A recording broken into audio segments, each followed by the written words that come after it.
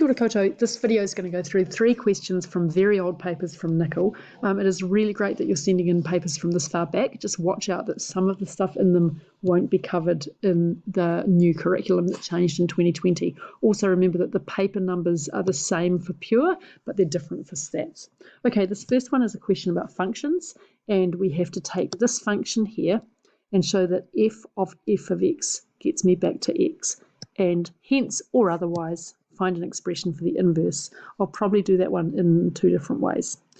The next one's a sequences one, and the last one is to show that something's an increasing function. So I'm going to go a little bit faster than I usually do when I'm going through things here, partly because it's Friday night, but also because I think if you're watching this, you are probably reasonably far through your revision, but I might be wrong.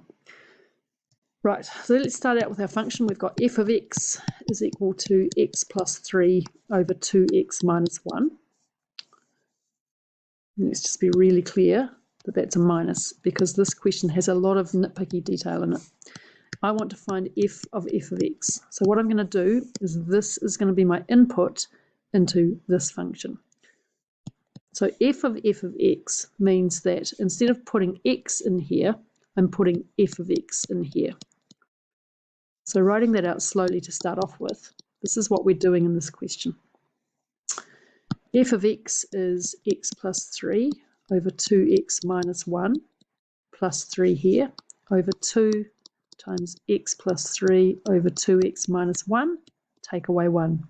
The first thing I'm going to do is to slow everything down and not have 1, 2, 3, 4 layers of fraction. We're going to have a numerator, which is x plus 3 over 2x minus 1 plus 3 times 2x minus 1. So what am I doing here? Well, I'm just getting a common denominator for this, and I'm going to do the same thing now for this. So we've got this, and we're dividing by 2x plus 6 minus 2x minus 1. And you can see, hopefully, that this is going to simplify quite nicely. So the first fraction gives me 7x, and then I've got plus 3 minus 3. And it's a show that question, so we want to make sure that we are showing that. So don't miss steps out. And here we've got 2x plus 6 minus 2x plus 1. So this simplifies really nicely to give me 7x plus 3 minus 3 divided by 7, which is just equal to x. Now the next thing we have to do is to find f inverse of x. The idea of an inverse is that if we take this line here, which is y equals x, and let's consider as an example the function y is equal to a half x, then its reflection in the mirror line is its inverse. So in this case, this is a terrible graph drawn, sorry, should have used a rule, right? So y equals 2x is going to be the inverse of that one. And you can see that what happens here is that if we go a half of 2x, right, then we get back to x. And that's how inverses work, very roughly and way too fast. So in this case, if we know that f of x gets me back to x, then the function itself is going to be the inverse. So because this is x, then that tells me that the inverse, let me try that again. We know that f of x is equal to x. But we also know that the definition of an inverse is to do that. So that tells me that the inverse function is the function itself. But if that felt too kind of rushed, we can do it the usual way, and I'm going to do that now. So if you didn't kind of pick up what was going on with the meaning of inverses, it's fine to do what we usually do, is we start with y is equal to blah, blah, blah. And then we switch the x and the y. We get x is equal to y plus 3 divided by 2y minus 1. And now we manipulate this to make y the subject. And that's how we find our inverse function. So we get 2yx minus x equals y plus 3. There's a level 2 video I've done on what to do with rearranging in cases like this. So let me know if you can't find it, but it's on my channel. We get to that. Now we're going to factorize out the y, and we get 2x minus 1 here. And you'll see that we get what I just said, which is that we get as our inverse function, the function that we started with.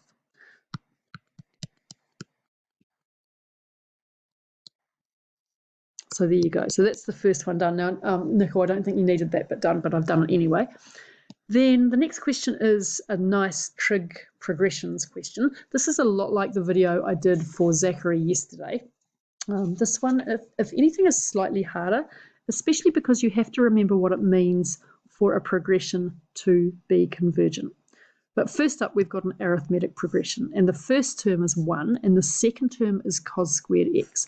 We know, because it's arithmetic, that to get from here to here, we're adding something on, and that's what the common difference is. And then we have to work out the sum of the first 10 terms and express them in this form here. So let's see what we've got. Well, we've got u1, the first term is 1, u2 is cos squared x. So that means that d, the common difference, is cos squared of x, take away 1. And we should spot that that's equal to negative 1 minus cos squared of x. Well, in other words, we should spot that there's a Pythagoras thing going on here, right? So this is equal to negative sine squared of x. And a is my first term. So turning to our formula sheet from the other day, here's my formula, the one that I'm erasing the highlighter on. And now I'm going to draw it back in. This is my formula for the sum of n terms. And as usual, the one that I want is this one here. I only want this one where I'm somehow given the last term and the first term. But this is what's going to help us now. So we'll just start applying the formula. So S10 will be a half n, so 5, times 2a, so 2 times 1, plus n minus, so I should write it in actually. So it's n over 2 times 2a plus n minus 1 times d. So 2 times 1 plus 9 times negative sine squared x. You can see we're just about there already. So we get 10 minus 45 sine squared x. So a is equal to 10 and b is equal to negative 45. Right, and again, Nikhil, I don't think you wanted me to do that bit, but I have. The next bit is to say that we've got a geometric progression. So when I've got a geometric progression, I'm jumping from one term to the next by multiplying by something. So in here, the common ratio is going to be the second term divided by the first term. And the first thing we have to do is figure out for the set of values for which the progression is convergent. Now notice that we're only talking about theta being in what we call the first quadrant. So theta is between 0 and pi on 2, or 90 degrees. And that means that tan of theta is always going to be positive. And that's going to help us a wee bit in here. Okay, so u1 is 1, u2 is 1/3 tan squared theta, and that means that r is equal to this divided by this, so it's 1/3 tan squared theta. And we're in the first quadrant. Now, to have something be convergent means that it's going to approach a limit. And the formula that we've been given for the sum to infinity is a over 1 minus r. And what you would have learnt when you were doing this is that this works only if r is between -1 and 1. If it's not, then we get an exploding sequence, right? So it's just not going to all add up to a finite sum, right? So this is one of the coolest results in maths, but it doesn't work in all situations. And what we're doing here is we're finding the conditions for it to converge by saying when is the common ratio going to be between -1 and 1. So we're going to write that down. So convergence needs or requires this. That means that 1/3 of tan squared theta has to be between -1 and 1. But we know that tan of theta must be greater than 0, which means that we can take this thing and say that actually we just have to be between 0 and 1. So we're going to undo the inequality slowly. We're going to get 0 is less than tan squared theta is less than 3. And now I'm going to take square roots. So tan of theta, we know that it's got to be positive, right? So tan of theta has to be less than root 3, between 0 and less than root 3. So let's look at our special triangle, 1, root 3, and 2. Which angle is going to give me root 3 here? Well, if I want it to be tan of theta, it's this one here, which is pi on 3. So 0 is less than theta is less than pi on 3. So I'm undoing the tan. Now, if that feels a bit loosey-goosey to you, I'm just going to draw the tan graph for you. I think this is covered in AS, but I can't remember. But definitely if you're watching from A level, you'll know this. So there's my tan graph like that with the asymptotes. So maybe someone can email me and tell me if you do have to know the tan graph for AS. And you can see that what we're looking for is just, let's whack in our horizontal line across here. That's meant to be a straight line. Oh, it's not bad. Right, okay, and this angle here is 60 degrees or pi on 3. But we're only concerned about this part of the graph here, right? And not including the endpoints. So that's my condition for convergence. The next part of the question is very easy. It just says, oh, where's it gone? It says find the exact value of the sum to infinity when theta is equal to pi on 6. So we're going to use a over 1 minus r. So s of theta is equal to a over 1 minus r. And so a is 1. It's going to be 1 minus, and then 1/3 tan squared, and theta is pi on 6. So let's just go back up to my special triangle. Here's pi on 6. And so tan of pi on 6 is the opposite over the adjacent. So it's 1 on root 3. And it's 1/3 times 1 on root 3 squared, which gives me 1 over 1 minus 1/9, which is 1 over 8/9. So my final answer is 9/8. Now I've just got time to do this third question.